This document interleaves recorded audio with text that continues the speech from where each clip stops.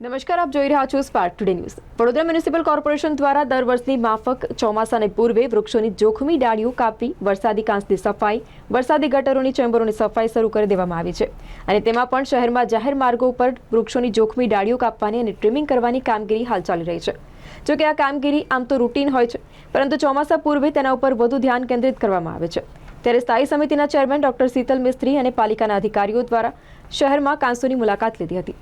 વરસાદના પાણીના નિકાલ માટે શહેરમાં આવેલ 3 મુખ્ય કાંસમાંથી પાણીનો નિકાલ થતો હોય છે, જેને લઈને ચોમાસામાં વરસાદનું પાણી સરળતાથી નીકળી જાય અને ચોમાસું શરૂ થતાં પહેલાં જ વડોદરા મહાનગરપાલિકાના અધિકારી સ્થાયી ચેરમેન ડોક્ટર શીતલ મિસ્ત્રી દ્વારા ગાજરાવાડી વિસ્તારમાં આવેલ કાંસની મુલાકાત લીધી હતી અને વધુમાં જણાવ્યું કે શહેરમાં વરસાદી પાણીનો નિકાલ માટે રૂપારેલ, ભૂખી અને માસિયા કાંસની પાલિકા દ્વારા સાફ સફાઈ કરવામાં આવી રહી છે।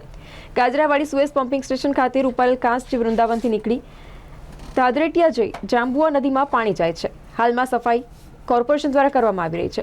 હાઈવેને જોડતા કાંસની પણ સફાઈ કરવામાં આવી રહી છે।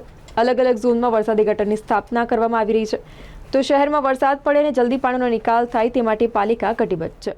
વડોદરા શહેરમાં વરસાદી પાણીનો નિકાલ મુખ્યત્વે 2-3 કાંસો દ્વારા થતો હોય છે, ખાસ કરીને રૂપારેલ કાંસ, ભૂખી કાંસ, મસિયા કાંસ। આજે ગાજરાવાડી સુએજ પમ્પિંગ પાસે જે રૂપારેલ કાંસ છે એ અહીંયાથી ઓપન થવાની શરૂઆત થાય છે। કાંસ તો ચાલુ થાય છે વૃંદાવન 4 રસ્તાથી, પરંતુ અહીંયાથી ઓપન થાય છે અને આ કાંસ મહાનગર ગાગરેટિયા થઈ અને છેલ્લે જાંબુઆ નદીમાં મળતી હોય છે। ત્યારે આખી કાંસની સાફ સફાઈ થાય, તમામ કચરો આમાંથી કાઢી લેવામાં આવે, એનું ડ્રેજિંગ થાય અને એ છેલ્લે બોટલનેક ના થાય એના માટેનું વાઇડનિંગ અને ડ્રેજિંગ કરી જેથી કરીને પાણીનો ફ્લો જાંબુઆ નદી સુધી કોઈ જાતનું એને ઓબ્સ્ટ્રક્શન ન મળે એ પ્રમાણેની કામગીરી કોર્પોરેશન દ્વારા હાથ ધરવામાં આવી છે। આજે આ કામની મુલાકાતે નીકળ્યા છે। એવી રીતે હાઈવેને સમાંતર જે કાંસો છે એને પણ પહોળા કરવાની, એની પણ સાફ સફાઈ કરવાની કામગીરી હાથમાં ધરી છે।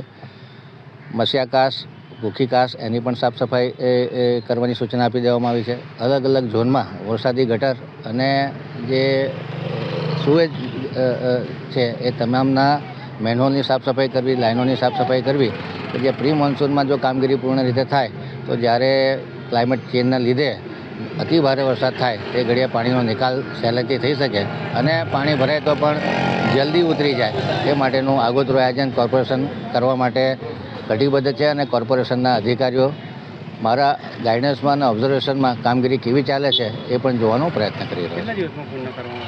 1-2 મહિના સુધી કામગીરી ચાલશે।